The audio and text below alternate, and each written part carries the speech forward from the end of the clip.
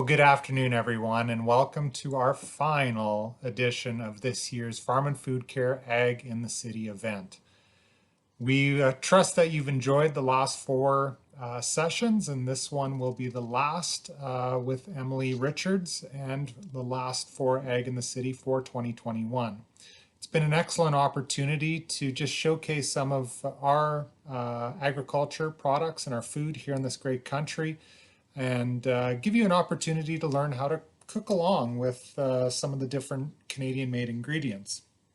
So as was previously mentioned, because of COVID, we couldn't have this event in a mall like we usually do, so it's online, everything is online, and it gives you an opportunity to go back and look at some of the previous cook-alongs that we did as well. This year's Ag in the City is being done in conjunction with Canadian Food Focus, and we're also partnering with Canadian chefs, dietitians, cookbook authors, home economists, all in an effort to make sure that you have more information about your food in terms of how it's raised, and also give you an opportunity to cook along with some of the experts here in this country.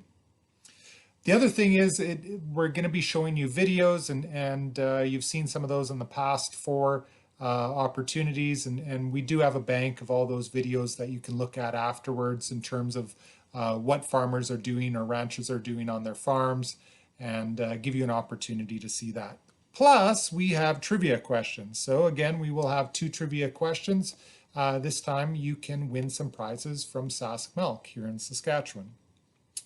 So today's session is all about dairy products, and we're excited to have chef and home economist Emily Richards talk about and show you how to make some frozen desserts using yogurt, cream cheese, and yummy ice cream.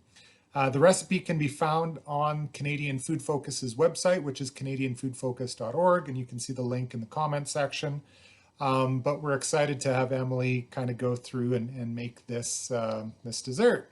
Emily is a professional home economist, chef, and mom who has a passion for teaching people to cook and have fun in the kitchen. She's a cookbook author with 6 books to her credit, including topics from Italian cuisine to glycemic index diets. She's also the co-author of a new Best of Bridge cookbook, and you can find everything about Emily on her website, which is emilyrichardscooks.com. So with that, I just want to say, take it away, Emily. Thanks, Clinton. I can't wait to show everybody this delicious frozen strawberry cheesecake, and it uses Canadian dairy.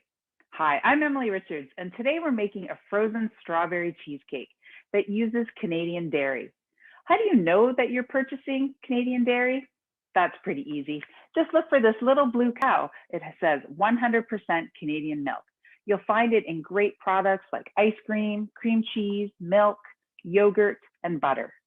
All these things are probably in your refrigerator and freezer right now, and you can create these delicious recipes like what we're going to do today.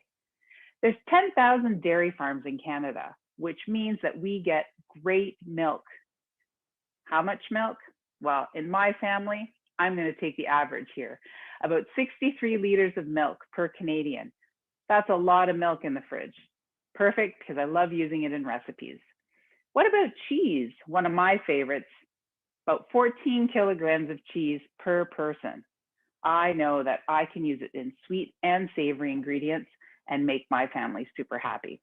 There's so much to learn in a dairy farm. Did you know that robots are used? Let's find out a little bit more.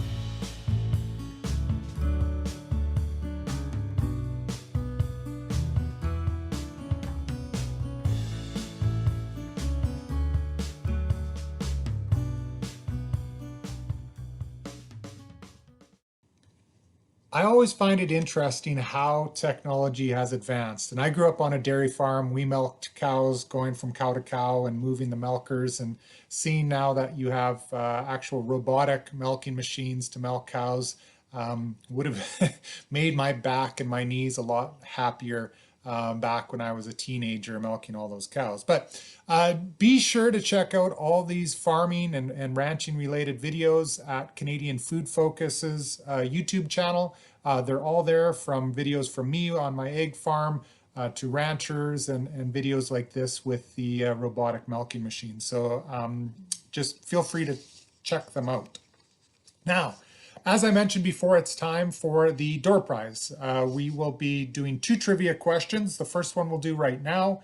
I'm going to ask you a question, and then if you are interested, put your answer in the comment section. And what we're going to do is have one of the staff members from Farm and Food Care randomly select one of the correct answers and then give you a prize from SaskMilk. So the question is, the most common breed of dairy cows in Canada is Holsteins.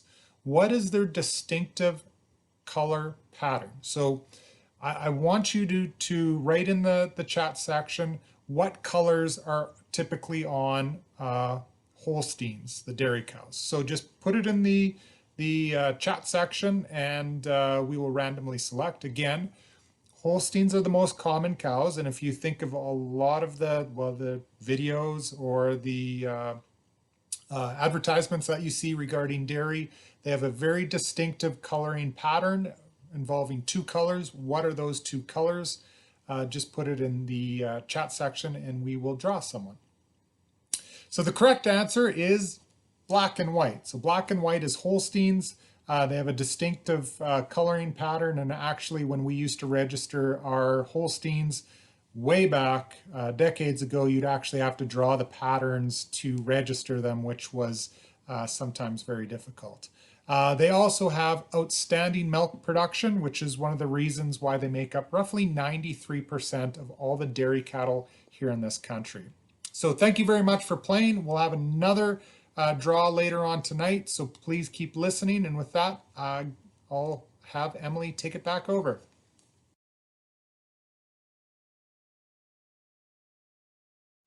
In today's recipe, we're using butter and cream cheese, not to mention that ice cream. All right, so let's start with the crust of our frozen strawberry cheesecake. First thing I'm gonna do is start off by melting my butter. You can do this in a little pot or pop it into the microwave. All right, so I have my melted butter, and we're gonna put together our graham cracker crumbs and a little bit of sugar in our bowl. We're gonna stir that together, and we're going to add our melted butter. There we go. Just give it a stir. And you want to make sure that all the crumbs are nicely coated. And we're going to be putting this into an 8-inch springform pan. Why a springform pan? Because it'll be much easier to take it out to serve when we're ready to serve it. All right. There's our pan. Okay. Make sure that it's sealed. You don't want any of that crust slipping out. And I'm going to just put all of our crumb mixture in there. And what I love about butter, especially when you're using it in a crust like this, not only is it going to help provide a little bit of crunchiness, but it's going to add a nice creamy flavor to it. Believe it or not, it actually does. All right. Oh, I want to make sure I get all of that out of the spoon. So start patting down your graham crust. And this one is going to get tucked into the freezer. So this is a true no-bake dessert. We don't have to bake the crust or the filling. So nice and evenly, I'm just using my spoon. You can get in there. And if it's easier, just pat it with your fingers. Okay. There we are, as evenly as you can. And then what we're going to do is pop this into the freezer for about 30 minutes, just to get it nice and firm. All right, while our crust is in the freezer, let's get our filling together. We are going to use some cream cheese, hence the cheesecake part of it.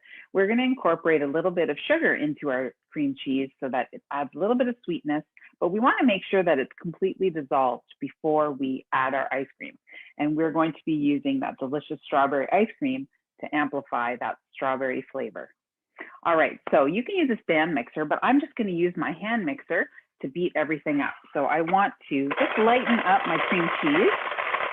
And it always makes it easier if you let your cream cheese soften a little bit before you use it. And then I'm going to sprinkle in my granulated sugar and just start beating it together. Try to keep it in the bowl. There we are.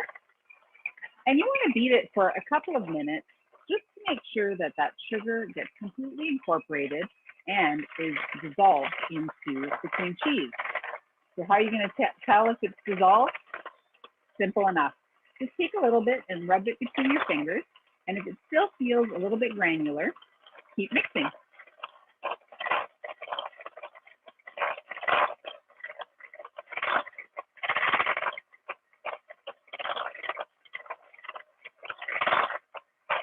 All right. Take a little bit, rub it between your fingers. Don't feel any more sugar granules. We can add our ice cream. Now, I'm going to add a little bit at a time because it's just going to be easier to mix.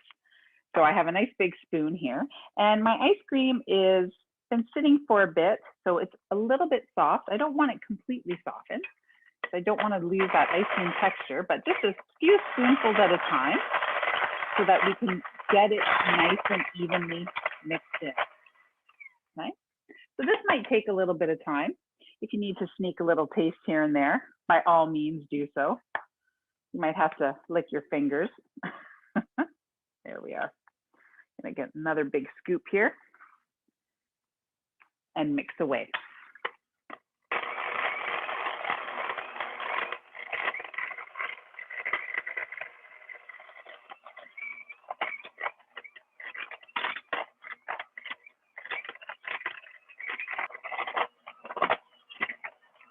I just added the last few scoops of ice cream, and I'm mixing it up so that it's nice and smooth.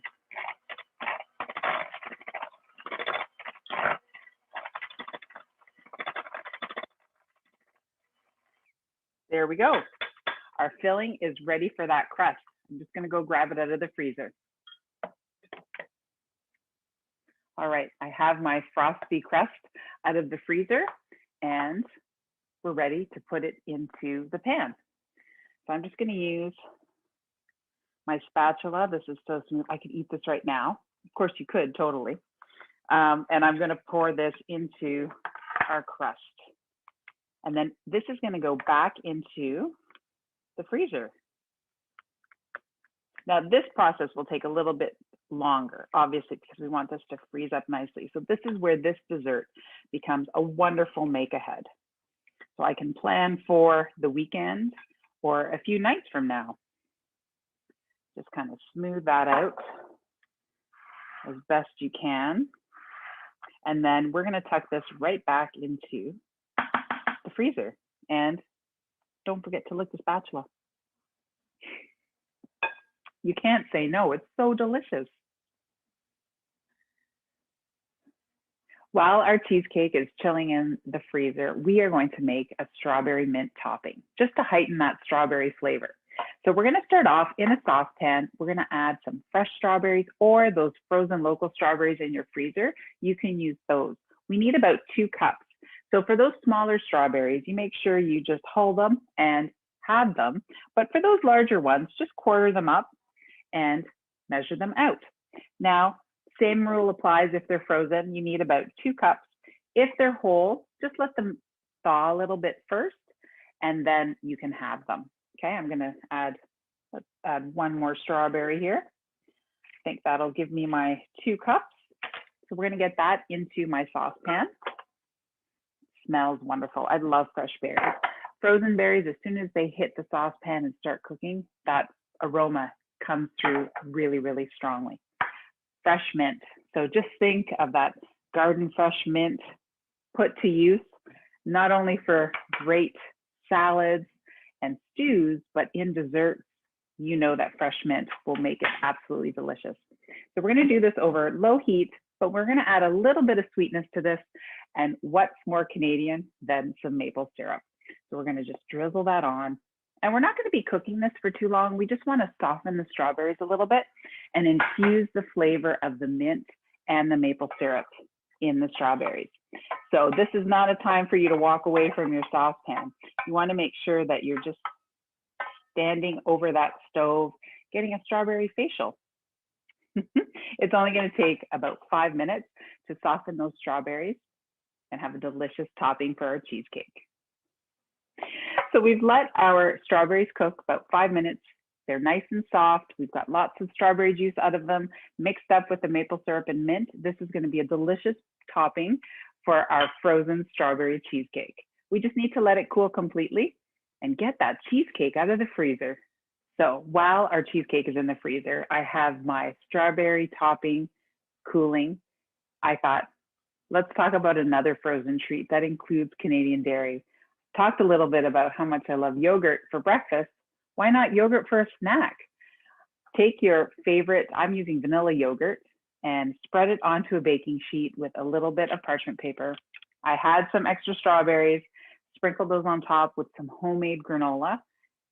Tuck it into the freezer and you have this beautiful frozen yogurt bark.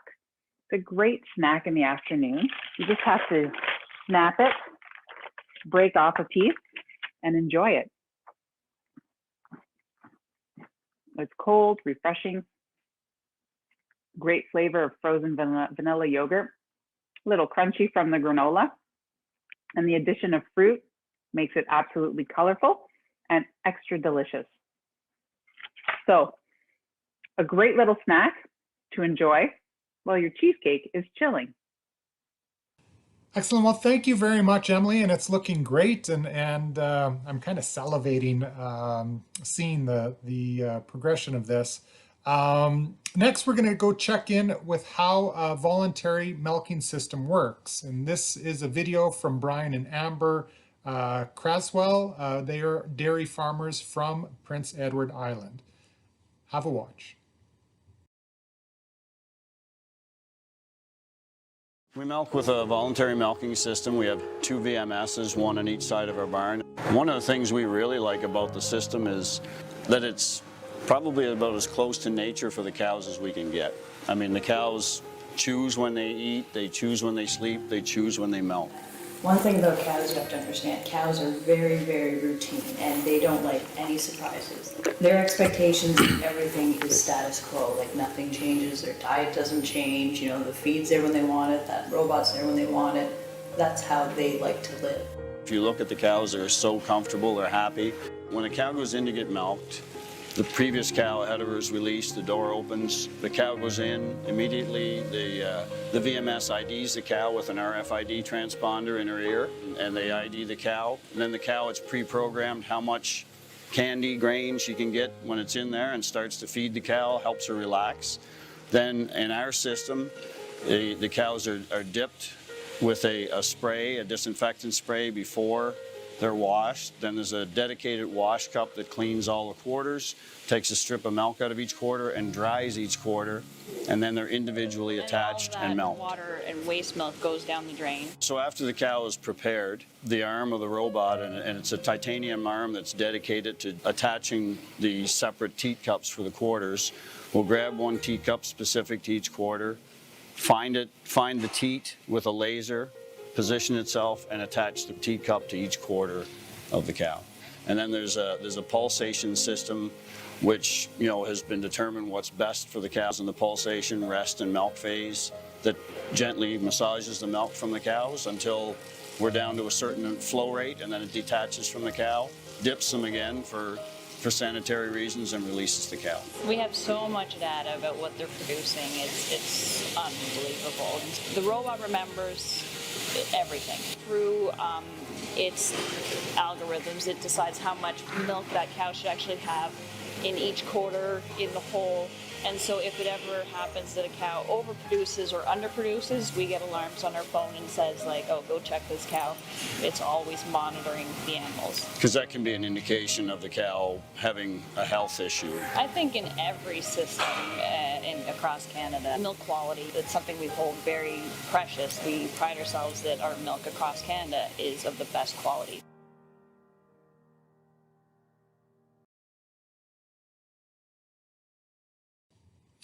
You can definitely find more of these videos that show you what it's like on real farms here in this country using the link farmfood360.ca. It's a great opportunity to have a 360 view of numerous different farms throughout this country. So with that, we're going to go to trivia question number 2. What is the most important milk product that helps prevent osteoporosis? So put the answer in the comment section. Again, what is the most important mineral in milk products that helps prevent osteoporosis? So think about that one for a little bit. Put it in the comment section and we will randomly select one winner. So for those of you who didn't know, the correct answer is calcium. And I think that's it was being on a dairy farm. We knew that it was near and dear to make sure we drank enough milk, to make sure we had enough calcium, to make sure we had strong bones and muscles. So it's an excellent source of calcium. It's also an excellent source of protein. Calcium helps form healthy bones and prevent diseases like osteoporosis. So with that, we're going to follow up with the winner, and we will go right back to Emily.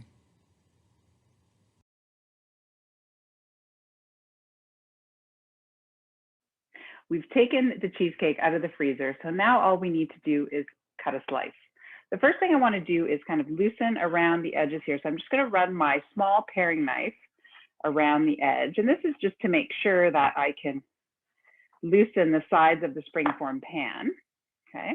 The other thing that you could do is, if you wanted, is you could put parchment paper before pouring in the filling. I kind of did. I just had to hurry up and get it in, so I didn't do that, but you could totally use some parchment paper.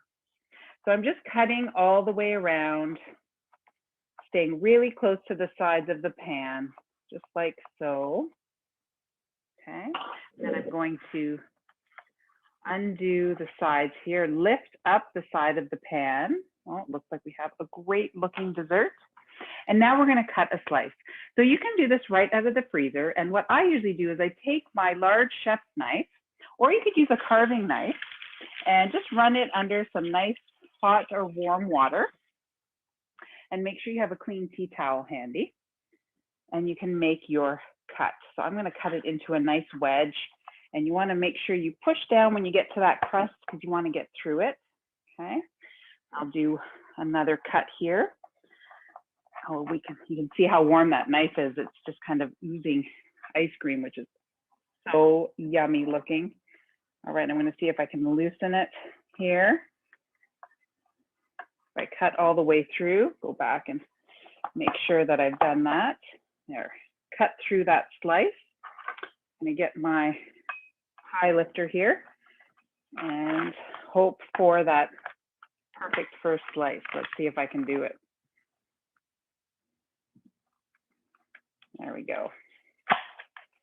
And I have my strawberry mint topping ready.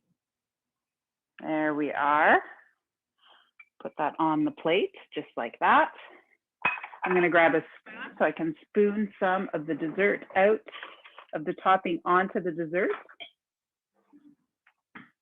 Grabbed a spoon so that I can spoon some of our strawberry topping right over top, just like that. Get some of that syrup. And I did grab a fork because I do want to taste this dessert, but I'm going to lift up this beautiful piece. Beautiful pink, great Canadian dairy, ice cream, butter in the crust, cream cheese, strawberry mint topping with maple syrup. This is going to be a dessert that everyone's going to want to dig into. Thanks for joining me. Well, thank you very much, Emily. Thanks for being part of the this and the previous on Tuesday's session as well. It's just great to have such top-notch chefs and home economists talk to different consumers of how we can actually use some good Canadian ingredients in their day-to-day cooking. So I thank you very much for being a part of this. Also wanted to thank everybody for being a part of this event today. This was the last session of Farm and Food Care's Ag in the City online event. I'd like to remind you to check out the Ag in the City learning pages on Farm and Food Care's website just to find some fun facts about food and farming. We will post it in the links, post a link in the comment section.